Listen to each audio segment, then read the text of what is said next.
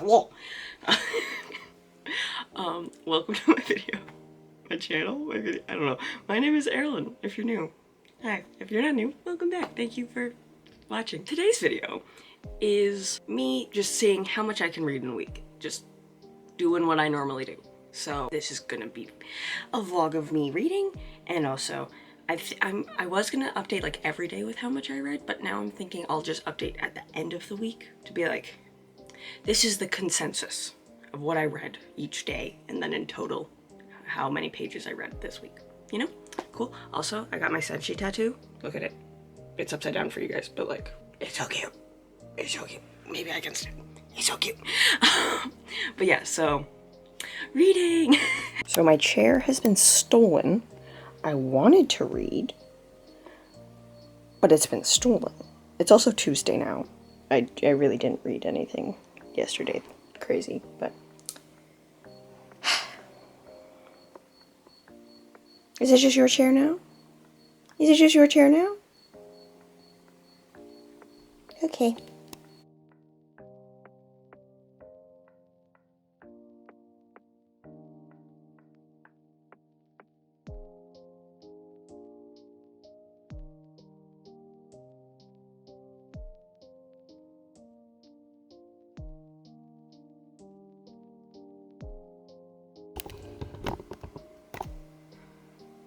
In the earlier clip, did I say it's Tuesday? It's Monday. Tomorrow's Tuesday. Hello. It's the same day. The day hasn't changed. All I did was wash my hair. Because tomorrow, we are going to an ophthalmologist for my mom. Because she's got cancer attached to her optic nerve. And we're trying to figure out how to manage it and get like kind of tips and tricks and whatnot. Also, on the point and topic of this video, I don't think I'm gonna get to read tomorrow, so I need to read as much as I can today because I want to, and we're seeing how much I can read in a week. Naturally, you are on the book, and I do want to talk about the book that I am reading, which is Only on a Girl of Trades. So this is a middle grade book, and like, you would think that middle grade books are supposed to be easier to read, but there is so much information that I am just skimming over, and I'm being fully honest with it. Am I enjoying the book? Absolutely. But there's too much description, and it's overly described, and I get it because it's a middle grade book and you're trying to introduce kids to new words and like different, I was gonna say idioms. I don't think that's what I'm going for, but we'll go with it. But you're trying to introduce kids to different sayings and phrases and words and descriptions. So I get why there's so much of it, but it doesn't add anything to the story for me.